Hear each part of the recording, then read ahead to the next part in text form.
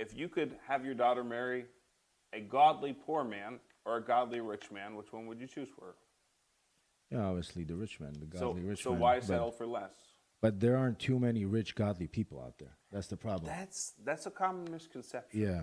Well, That's a common misconception. My father-in-law is well-to-do, and he's one of the godliest men I've ever met in my life. but I would want my daughter to marry the godly person, regardless if they're poor or they're rich. And if she chooses the rich man, good for her. Let her go, marry the rich man. But if she chooses the poor man, I would never ask her to marry the rich man. That's 100%. Ultimately, I would expect them, Yeah. like you said, as a venture, Yep. as a duo, to create that wealth together and be wealthy, as one.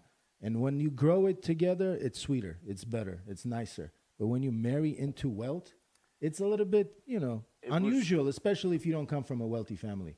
I understand that.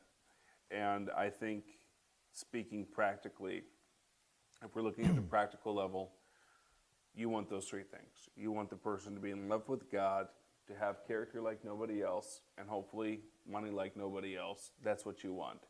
And for example, if my kids grew up, I'd want them to. We know some people around the Trumps that are very, very godly, on fire Christians. The Boulos family, Masad Boulos, Sarah Boulos, some of the most godly, prayerful people I know.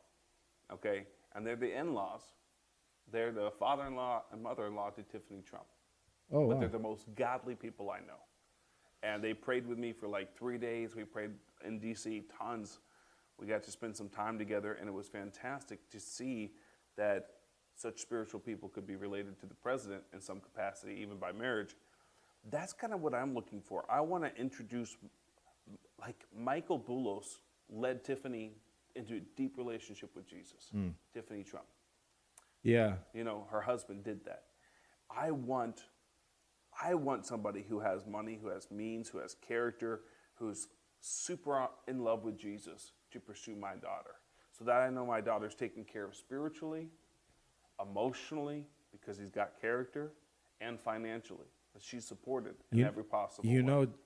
It's just what's unfortunate that a lot of young people deviated from God. They went far away, and they don't seem interested in coming close to get to know him, to see who he is. That's Would what's you